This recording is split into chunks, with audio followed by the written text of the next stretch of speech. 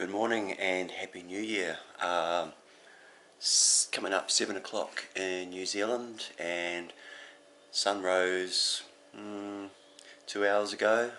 So usually I get up and go for a walk to see the first sunrise in the world of the year. But I didn't this morning, so what I thought I'd do in my studio early, as per usual, but what I thought I'd do, something very different. I missed my car park last night completely. Ended up there somehow. Just nice parking on the grass. As I thought I'd take you around. It's a little bit fresh actually this morning, and show you what an avocado orchard looks like. I'm fortunate enough, we'll walk and talk. I'm fortunate enough at the moment that, well, as of the last few years, that I've been living on the family avocado orchard, probably coming up 10 years actually. So this is what an avocado orchard looks like, in case you don't know. Obviously it's summer here in New Zealand, peak of summer, so we've been getting close to, it's a native fern, ponga tree. It's a big one actually, and they grow up so fast. Yeah, what was I saying? Oh, we've been getting close to 26 degrees, 27, 28. I think we hit 30, which is, not sure what that is in old money, 90, 100 degrees Fahrenheit. Some bird lost its nest. So yeah, a few avocados growing up there. So these trees are in desperate need of a prune, or almost need the tops cutting off them completely. So yeah, this is what we've dubbed cricket patch. I don't know how it got that name. I think it was because before we planted these little ones, these new ones, there's a seagull. Sorry, I get distracted very easily. We live quite close to the coast. Before we planted these little ones, it kind of looked a bit like a, somewhere you could play cricket. This area down the bottom here, it just gets too cold. In fact, it used to get too cold here for these to produce anything. They were sort of shifted down here as a bit of an experiment, but as you can see, that's these little fruitlets here will be full-size avocados this time next year. So that's next year's crop growing, and we've still got, I'll show you, some people have been quite surprised. They see avocados in the supermarket, but not in their native, not in the wild. So yeah, you've got some up there. I don't know if you can see those, but those will be getting picked in the next, hopefully, couple of weeks. Sort of quite a late harvest really for us, but we've got jandals on, if you're wondering what that squeaky sound is. Hopefully I won't fall over. I don't normally walk down here in jandals, but it's very dewy. I don't know if this is of any interest to you whatsoever. It's got absolutely nothing to do with cars, and not much to do with art, but I think everybody enjoys. I mean, look at this place. We need to get some cows in here from next door, eat this grass down. And as an artist, among other things, I mean, this is just beautiful through here. It's a really nice time in the morning to come down here. This is a wattle, and it just grew here by itself very, very quickly. But It'll fall over one day and it'll get used for firewood. We've got, I'll show you in a minute, but we've got a bit of a problem with shout-about trees. You can see over here in the distance, those are poplars, and if you've got poplars growing, keep them cut right down as low as you can, because those things fall over and they're a pain to deal with. They just, it's alright if they fall out in the open, but I'll show you what I'm talking about in a minute. So this is the other block. I came through here with my chainsaw and my pole saw, which is also a chainsaw, but you can extend it right up.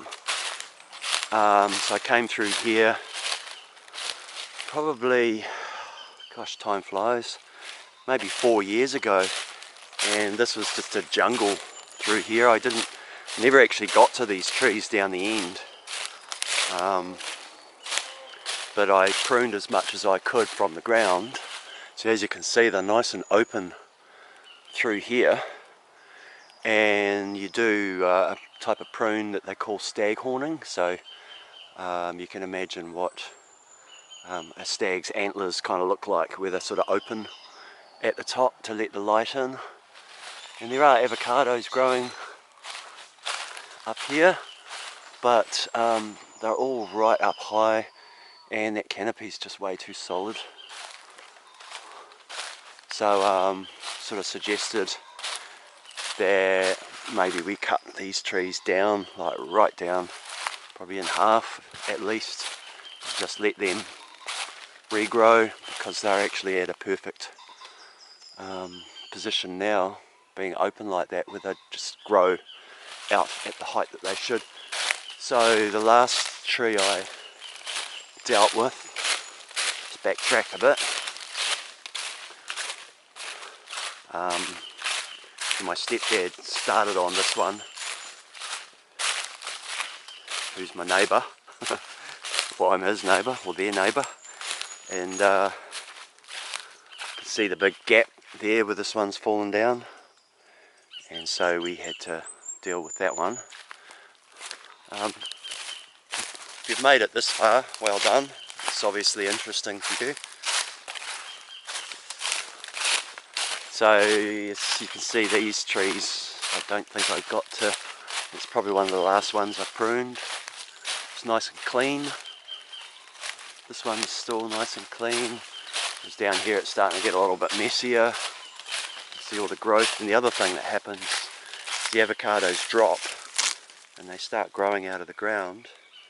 And we're supposed to really pull these out before they get too big. In fact, anyone that walks around up here is supposed to just pull them out while they're this size. I'll show you if I can get one out. Sometimes you pull them out and they've actually got the stone attached,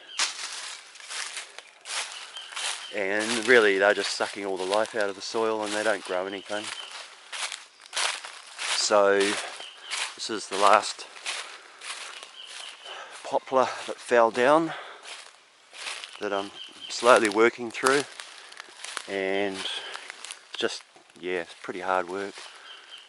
I might come up here and do some more today actually, but this one's not too bad because it's sitting in not too bad a position, and you just have to mindfully remove bits at a time and watch where it's falling and that.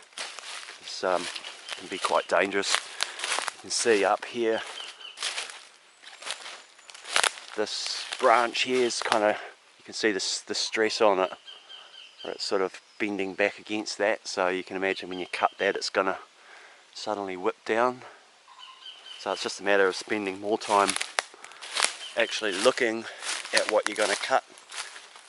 It only takes 30 seconds to cut through something, but you know, it pays to spend a bit of time looking, sussing it out. This one here, I don't know if you can see that or not, but it's not big, but it's wedged up underneath that avocado tree, and it goes all the way up through there. So that's going to be fun to deal with. Anyway, I'll show you, switch you off for a minute, and I'll pop down to the rest of the orchard and show you that, because it's really nice down there in the morning too.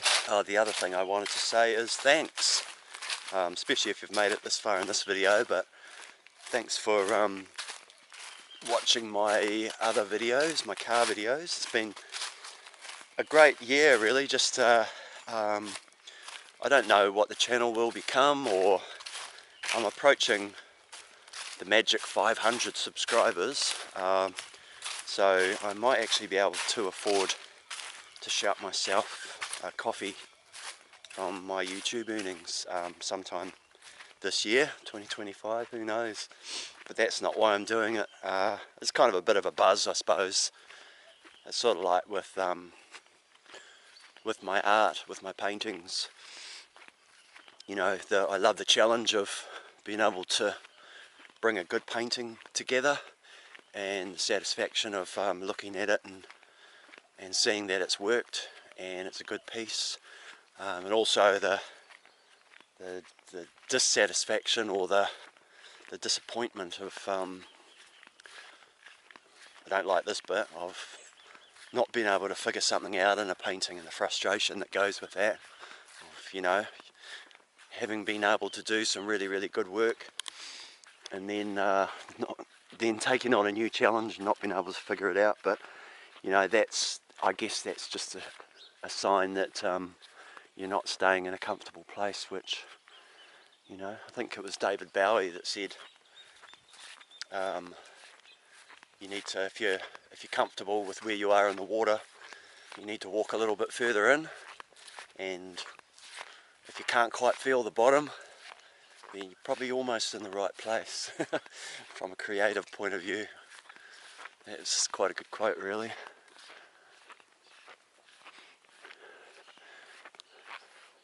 So sunrise, first in the world, 2025. We'll head up around this way. Little everybody thinks, you know, nature is peaceful and harmonious, but you should see the birds around here. They absolutely hate each other. All they do is fight. There's a pheasant around here, a cock pheasant, who's kind of moved in and thinks he owns the place. We might even spot him, we'll definitely hear him. In fact, I just did.